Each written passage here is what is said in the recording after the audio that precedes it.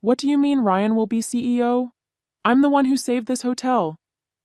My voice echoed through the newly renovated lobby, bouncing off the modern mountain-inspired decor I'd spent months perfecting. Mom's dismissive wave felt like a slap in the face. Claire, honey, your brother has more natural leadership ability. You're too detail-oriented, she said, as if explaining something to a child. That's when Ryan strolled in, hands in his pockets, wearing that smug smile I'd seen since we were kids. Hey sis, don't take it personally. Someone needs to handle the day-to-day stuff while I focus on the bigger picture. My name is Claire Anderson, and at 52, I never thought I'd find myself fighting for recognition in my own family's business. After 20 successful years in hotel management in Chicago, I'd given up everything to come home to Colorado and save our struggling family hotel. The irony? I was the only one with actual hospitality experience, while my younger brother Ryan had bounced between jobs, never holding one for more than a year. Here's what really gets me. 8 months ago, my dad called me in tears, saying they were weeks away from bankruptcy. I didn't hesitate. I sold my condo in Chicago, cashed in my savings, and came home to help. The hotel was stuck in a time warp, dated decor, no social media presence, and reviews that made me cringe. I worked day and night, modernizing everything from the reservation system to the lobby furniture. God knows how many nights I spent hunched over spreadsheets, negotiating with suppliers and training staff. I even used my industry connections to get us featured in travel magazines. And it worked. The transformation was incredible. The Mountain Pine Lodge went from a 2-star nightmare to the talk of the town. Our bookings doubled, and for the first time in years, we were actually turning a profit. Every detail, from the locally sourced artwork to the upgraded amenities, was carefully chosen to create an unforgettable guest experience. But standing here now, watching Ryan smirk while our parents hand him everything I've built, I realize none of that matters to them. The worst part? They're announcing his promotion at tonight's staff meeting, the same meeting where I was supposed to present our record-breaking quarterly results. I can feel the eyes of our employees on me, especially Sarah, our head housekeeper who's been here for 20 years. They all know who really turned this place around, but like me, they're forced to stand here and watch this farce play out, pretending this is somehow normal or fair. Let me take you back a bit to understand how we got here. The Mountain Pine Lodge has been in our family since my grandparents built it in 1971. I basically grew up in these halls, learning every aspect of the business from the ground up. While other kids played house, I was helping Mom with check-ins and watching Dad handle maintenance issues. The hotel was my second home, and I loved every minute of it. But Ryan? He was different. 3 years younger than me, he never showed any interest in the family business. While I was studying hospitality management in college, he was bouncing between majors, first architecture, then business, finally dropping out altogether to find himself. Mom and Dad never seemed bothered by this. He's just creative, they'd say. He needs time to figure things out. Meanwhile, I was building my career in Chicago, working my way up from front desk manager to regional director for a major hotel chain.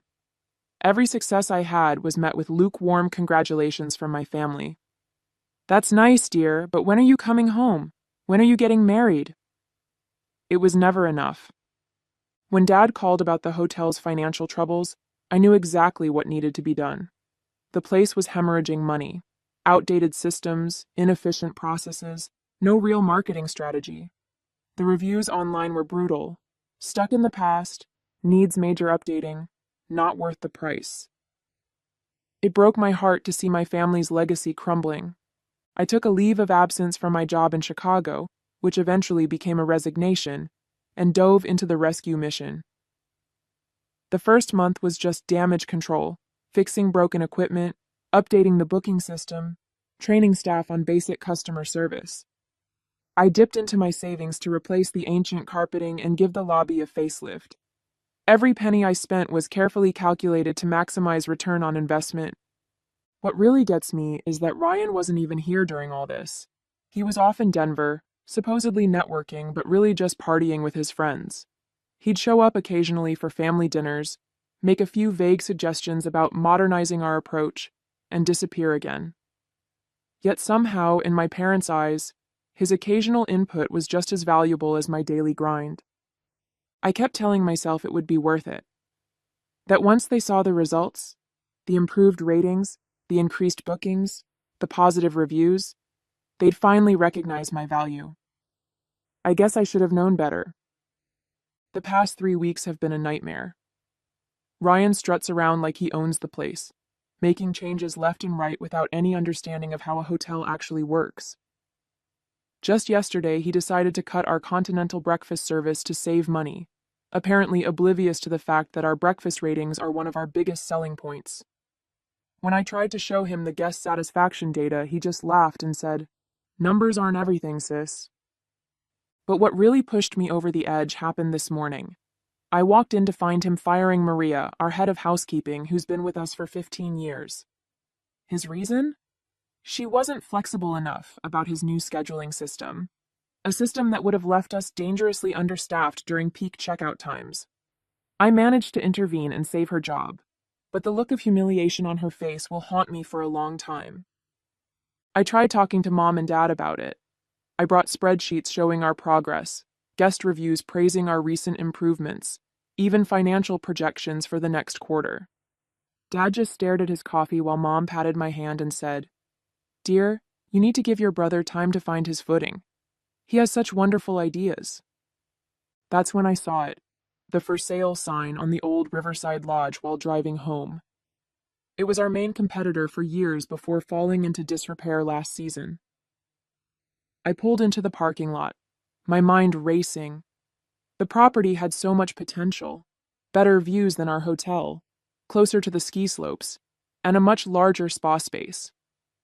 Sure, it needed work, but I knew exactly what to do with it. I sat in my car for almost an hour, looking at that sign and thinking about every time my parents had overlooked me in favor of Ryan. Every achievement dismissed, every suggestion second-guessed, every contribution minimized. Something inside me snapped, or maybe it finally clicked into place. I called my realtor right there in the parking lot. The owners were eager to sell, and thanks to my savings and stellar credit rating, I could make it happen. By the time I drove home, I had already scheduled a viewing for the next morning. For the first time in months, I felt energized, excited even. I wouldn't have to watch Ryan destroy everything I'd built. Instead, I would build something new, something that was completely mine. Let them see what they gave up when they chose him over me. The next few months were a whirlwind of activity. I poured everything into transforming the Riverside Lodge into something extraordinary. While Ryan was busy throwing parties at Mountain Pine Lodge, I was working with contractors, redesigning spaces, and building a team of top-tier hospitality professionals. I named it The Summit, maybe a bit on the nose, but I wanted everyone to know exactly what I was aiming for. Word got around town quickly. Some people called me spiteful for competing with my own family. Others, especially those who'd worked with me at Mountain Pine, quietly cheered me on. My parents tried guilt-tripping me at first. "How could you do this to your brother? To us?" Mom would ask during our increasingly rare family dinners. I just smiled and changed the subject. Meanwhile, Ryan's mismanagement was taking its toll on Mountain Pine Lodge. Their reviews started dropping. Complaints about inconsistent service, maintenance issues, even cleanliness problems. 3 longtime staff members quit within the first month of his leadership.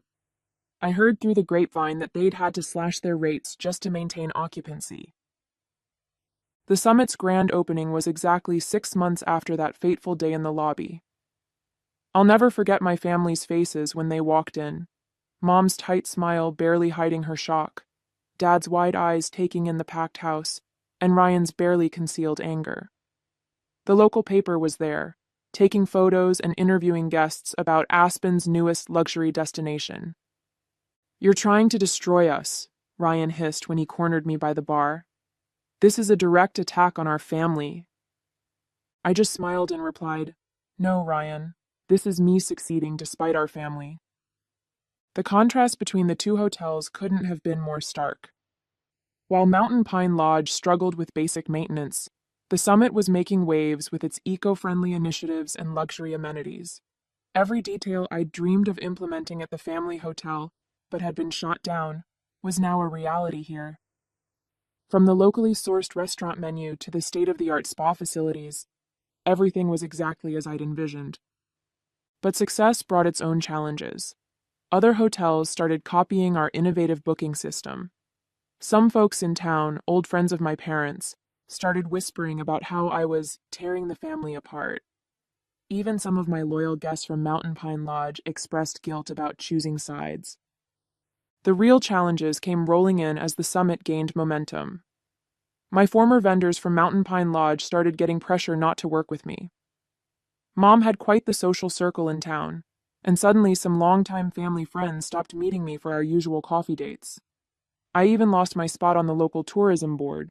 Apparently, there was a conflict of interest. But I wasn't about to let small-town politics derail everything I'd built. When local vendors hesitated, I found better ones in Denver. When the tourism board dropped me, I focused on building direct relationships with ski tour operators. Every obstacle just pushed me to be more innovative, more determined. Then came the biggest test of all. Mom and Dad showed up at my office one morning, looking worried. The bank was threatening to call Mountain Pine's loans. Ryan's mismanagement had finally caught up with them. They wanted me to come back, not as CEO, of course, but to help Ryan learn the ropes. "We're family," Mom pleaded. "You can't just let the hotel fail." I looked at them both, sitting across from my desk in the office I'd built myself, and felt strangely calm. "I offered to help 8 months ago," I replied. "You chose Ryan. Now you have to live with that choice." Dad tried a different approach. "Think about your grandfather's legacy," he said quietly. "This hotel has been in our family for generations." "And I tried to preserve that legacy," I shot back. "You're the ones who handed it to someone who treats it like his personal playground." The whispers around town got nastier after that. I was the ungrateful daughter, the bitter sister, the woman who'd turn against her own family out of spite. Some days those rumors hurt more than I'd like to admit. But every morning I'd walk into the summit's lobby, see my vision come to life, and know I'd made the right choice. My team became my new family. Many were former Mountain Pine employees who'd jumped ship, tired of Ryan's chaotic management style. They understood what I was building here wasn't about revenge. It was about creating something meaningful, something we could all be proud of. The breaking point came during the annual Colorado Luxury Hotels Awards. The summit was nominated for Best New Boutique Hotel, and Mountain Pine Lodge was conspicuously absent from any category. I was sitting in the ballroom surrounded by my team when they announced our win. As I walked to the stage, I caught sight of my parents in the back of the room. They'd shown up unannounced, probably expecting to support our family hotel as they had for years. The look on their faces said everything. Mom was fighting back tears, and Dad looked like he'd aged 10 years. Ryan wasn't there. He'd stopped attending industry events months ago, claiming they were just popularity contests. But everyone in that room knew what this moment meant. The student had officially surpassed the teacher. The detail-oriented daughter had built something better than the family legacy they'd refused to entrust her with. During my acceptance speech, I thanked my team, our guests, and even mentioned Mountain Pine Lodge, where I first fell in love with hospitality. The crowd's uncomfortable shifting told me they caught my subtle dig. But it was the conversation afterward that really changed everything. A renowned travel magazine editor approached me for an interview. As we talked about the summit's success, my parents hovered nearby, clearly listening. They heard every word as I described my journey, including how being passed over for CEO had motivated me to build something of my own. "Sometimes the best success stories come from being underestimated," I said, loud enough for them to hear. That evening, the magazine editor told me they were naming the summit Best Boutique Hotel in the Rockies in their upcoming issue. The same issue would feature a piece on traditional hotels struggling to adapt, with Mountain Pine Lodge as their prime example. When the article came out, it was like a bomb went off in our small town. Everyone who'd whispered about me being spiteful had to acknowledge the truth. I'd built something extraordinary, while Mountain Pine Lodge was failing not because of me, but because of their own poor decisions. Looking back on everything, it's hard not to feel a mix of emotions. Part of me still hurts from the way my parents treated me, how they brushed aside all I'd done as if it were nothing. But another part of me, maybe the bigger part, feels liberated. I'm living my life on my terms, not waiting for someone else's validation. When I walk into the summit every morning, I'm reminded of what I built with my own two hands. The vibrant lobby buzzes with life, guests chatting excitedly about their plans for the day, staff moving efficiently with warm smiles, the faint aroma of freshly brewed coffee mingling with the clean mountain air that drifts in when the doors open. It's everything I ever wanted the Mountain Pine Lodge to be, and seeing it thrive gives me a deep sense of pride. My team at the summit has become my family in ways I never expected. Many of them, like Sarah and Maria, are former employees of my parents' hotel who left because they saw the same lack of leadership I did. They've been instrumental in making the summit a success, and their loyalty humbles me. Sarah often jokes that she finally feels like her experience and ideas are valued, and I know exactly how she feels. Outside of work, I've started reconnecting with old friends. For years, I was so wrapped up in trying to prove myself to my parents that I let important relationships slip away. Now, I'm making time for coffee dates and hikes, rebuilding those connections. Some people from the town who initially criticized my decision to compete with my family have even come around, admitting they admire what I've accomplished.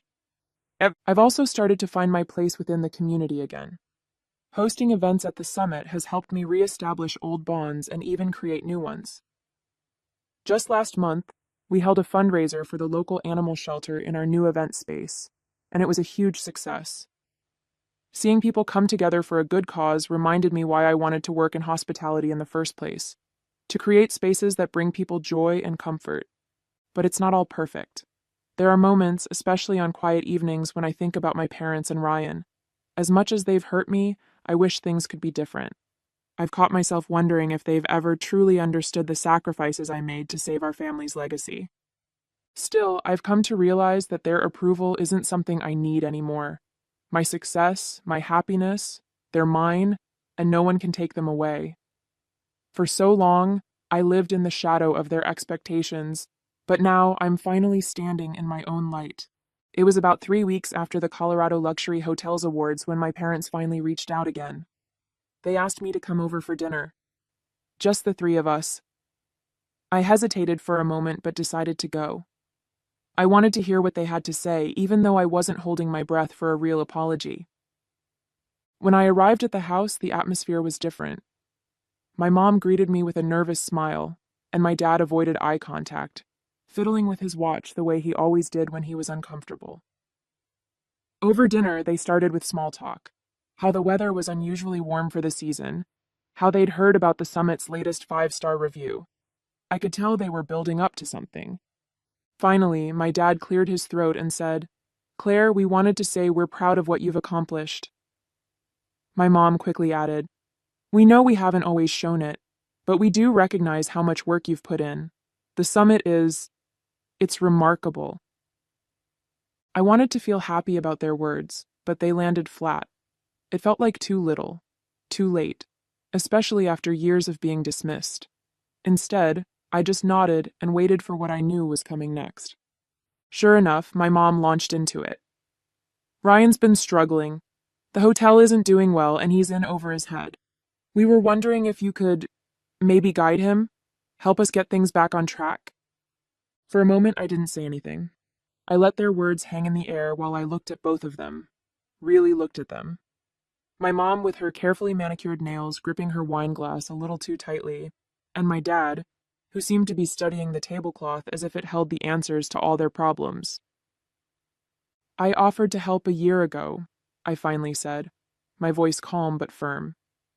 "I gave up my life in Chicago to save Mountain Pine Lodge. You chose to put Ryan in charge, knowing he wasn't ready, knowing I had the experience to make it succeed. You didn't want my leadership then, and now that things have fallen apart, you're asking me to step in? I'm sorry, but I can't do that." My mom opened her mouth to argue, but I held up a hand to stop her. "I'll give you advice if you want it. I can recommend strategies, suppliers, even training programs for the staff.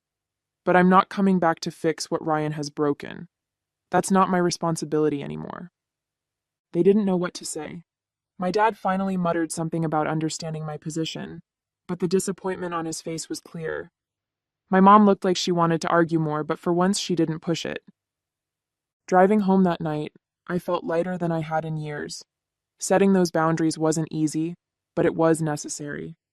I wasn't bending over backward to make my parents happy or cleaning up Ryan's messes. I was choosing myself, my happiness, and my future. Over the next few weeks, I noticed a shift in how I carried myself. Saying no to my parents gave me the confidence to enforce boundaries in other areas of my life, too. I stopped over-explaining my decisions to people, whether it was about work or personal choices. I became more comfortable letting go of relationships that no longer served me, instead focusing on the ones that brought me joy and support. At the summit, we hit new milestones. Our occupancy rates were the highest in the region, and we started receiving inquiries from other boutique hotel owners asking for consulting advice. My parents' hotel, meanwhile, continued to decline, though I did hear they finally hired a professional hospitality consultant to try to turn things around. Ryan and I barely spoke, and I was okay with that. He didn't apologize or acknowledge what had happened, but I no longer needed him to. His bitterness was his burden to carry, not mine. The summit had become a reflection of everything I'd worked for: my resilience, my vision, my independence. And as it flourished, so did I.